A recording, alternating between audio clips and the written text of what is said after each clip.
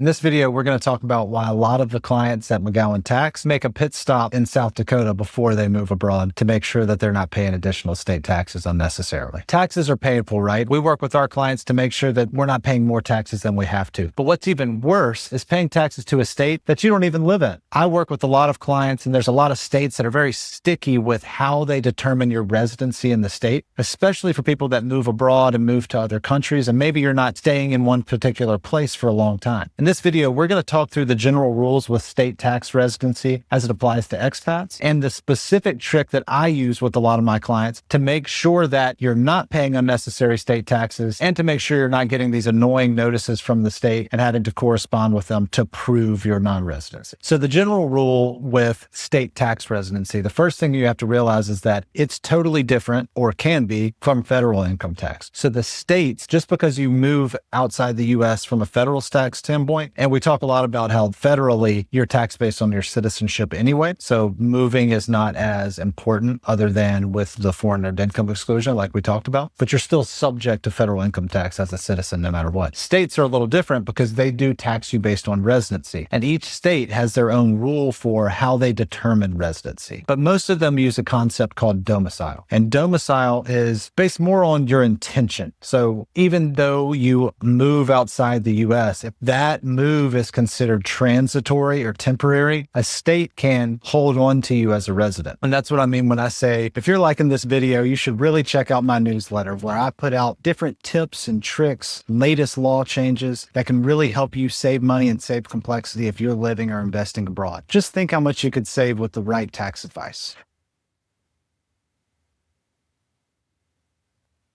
That some states are stickier than others. Some states have a harder domicile rule than other states, meaning that you have to do a little bit more to prove that this move outside of the state is not temporary. And a lot of times what that means is breaking more ties from the state. So if you continue to own a home in the state and you don't rent it out, so it's available to you to move back, your driver's license is there, your vehicle's there, your voting there, those kinds of things, particularly with a state like California, are going to make it very hard for you to prove your domicile has moved. So the first step is we need to break as much ties from the state as possible. And that is, like we said, canceling gym memberships, voting, driver's license, and things like that. But in my experience, the hardest thing for expats is the driver's license. Because if you're moving abroad, even if you go to a specific place, say you move to Portugal and you're going to live there, it may take a while for you to get a driver's license there. Or maybe you're not even staying in one place, and so you're not actually triggering residency in another country, but you have no intention to move back to California. That can be a hard argument, right, to prove to California, because what they're going to want to say is, okay, prove to us where your residency is if it's not California or whatever state. And I specifically had an issue with a client in Alabama because they moved abroad, a country in the Middle East. They moved there, they got married to someone locally there, had kids there that went to school there, but this guy, he still had an Alabama driver's license. And all the state cared about was show us the other state that you have a driver's license in. Even though there's nowhere in the tax law that says anything about your driver's license is where you're a tax resident, that's one of the things that they can use. And the state can make it very difficult to prove it because they can just continue, like in this scenario, this person in Alabama just continued to ask for the driver's license and ultimately said we would have to go to tax court to prove our case. Now, we would have won in tax court, but going to tax court was going to cost more than the tax in the first place, and they know that, and that's the game they play. So what we have to do is make sure they never send that notice in the first place. And the way we do that in a lot of cases is getting rid of that state driver's license. And most states have very specific rules for how you get a driver's license, and it requires you to actually live there, right? So you're going to have to get a residence, show utility bills with your name and the address. So it's very difficult to actually pull that off. That's where the South Dakota trick comes in. In South Dakota, they have a very cool system for specifically for people that don't settle down in one place. I think it was initially used for RV type people that never settle down and have a personal residence somewhere. They're traveling around a lot. And so South Dakota is good for one, they have no state income tax. And two, it's easier to get this driver's license. So specifically what the rules are in South Dakota is you need to get a address in South Dakota. Now that can just be a virtual address that you get online, but some type of address where you can receive mail. The second step is you have to spend one night in South Dakota. So you go to Pierre or whatever city you want to in South Dakota, and you need to show that you stayed a night there. So that's just a hotel receipt, an Airbnb receipt, something that showed you stayed there for a night and the address you stayed. And then you can go to a DMV and you take your normal stuff, social security card, birth certificate, whatever they ask for. You can look it up on their website. Go in there and they're going to need, in addition to that, proof of residence. But what South Dakota offers is this affidavit of residency. So this affidavit is basically a shortcut around or a loophole around the typical residency rule, where basically you're saying this virtual address I have, I'm going to use this address as my mailing address, as my residency address, but I don't actually have a physical location I live because I'm traveling around. South Dakota says that that's okay. Use this affidavit and now you can get residency. So spending that one night in the state, they'll send you a driver's license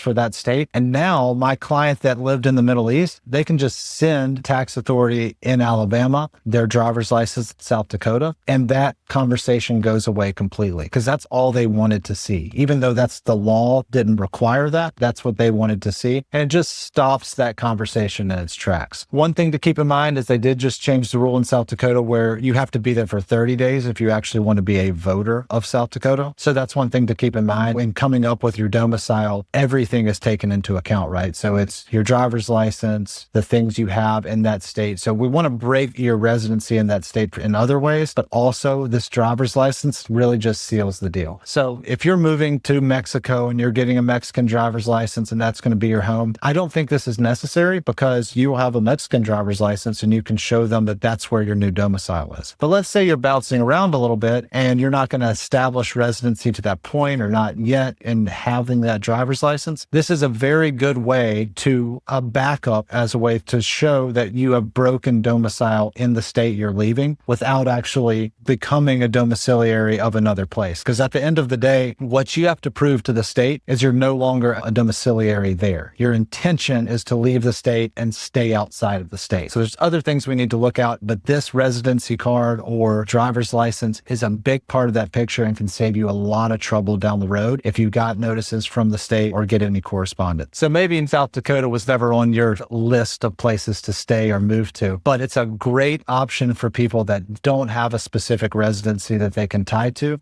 be able to avoid these state taxes. Having that South Dakota driver's license may have not been what you were thinking initially, but it's a great way to save taxes. So tricks like this are part of what we deliver as part of our tax confidence package at McGowin Tax, because not only is having an accountant about getting your tax returns done, but it's avoiding future problems. Because a lot of the clients that come to me, they have moved abroad already, and then maybe after a couple years, a state reaches out to them with this notice, really just to provide that peace of mind that you're not going to have problems in the future, right? We can help people, and we often do help people get out of these state tax issues, but a lot of this stuff can be cleaned up on the front end just with the right documentation so that you're ready and prepared to respond to an inquiry from the IRS or from the state if it does come, or just getting your ducks in a row so that we know they're not going to reach out in the first place. That's what the tax confidence package is all about that we work with our clients with every day.